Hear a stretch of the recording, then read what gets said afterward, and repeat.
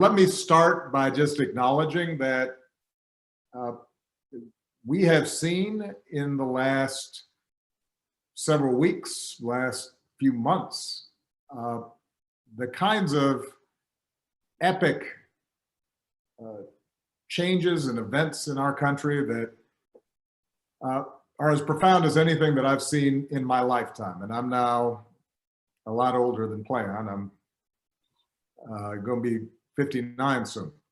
Uh, and let me begin by acknowledging that although all of us have been feeling pain, uncertainty, disruption, uh, some folks have been feeling it more than others.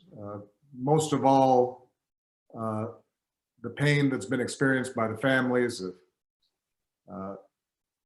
George and Brianna and Ahmad and Tony and Sean and too many others to mention, those that we thought about during that moment of silence. And to those families who've been directly affected by tragedy, please know that Michelle and I and the nation grieve with you, hold you in our prayers. We're committed to the fight of creating a more just nation in memory of your sons and daughters. And we can't forget that even as we're confronting the particular acts of violence that led to those losses, our nation and the world is still in the midst of a global pandemic that's exposed the vulnerabilities of our healthcare system, but also the disparate treatment and, as a consequence, the disparate impact that exists in our healthcare system, the unequal investment, the biases that have led to a disproportionate number of infections and loss of life in communities of color. So in a lot of ways, what has happened over the last several weeks is challenges and structural problems here in the United States have been thrown into high relief.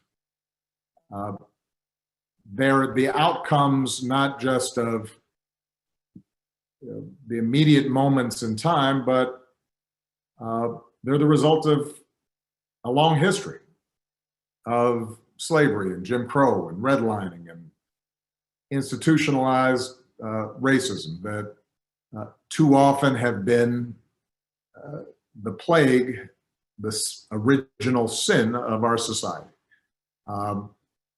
And in some ways, as tragic as these past few weeks have been, as difficult and scary and uncertain as they've been, they've also been an incredible opportunity for people to be awakened to some of these underlying trends. And they offer an opportunity for us to all work together to tackle them, to take them on, to change America and make it live up to its highest ideals. And part of what's made me so hopeful is the fact that so many young people have been galvanized and activated and motivated and mobilized. Because historically, so much of the progress that we've made in our society has been because of young people. Dr. King was a young man when he got involved. Cesar Chavez was a young man. Malcolm X was a young man. The leaders of the feminist movement were young people. Leaders of union movements were young people. The leaders of the environmental movement in this country and the movement to make sure that the LGBT community finally had a voice and was represented were young people. And so when sometimes I feel despair, I just see what's happening with young people all across the country and the talent and the voice and the sophistication that they're displaying. And it makes me feel optimistic. It makes me feel as if, this country is going to get better.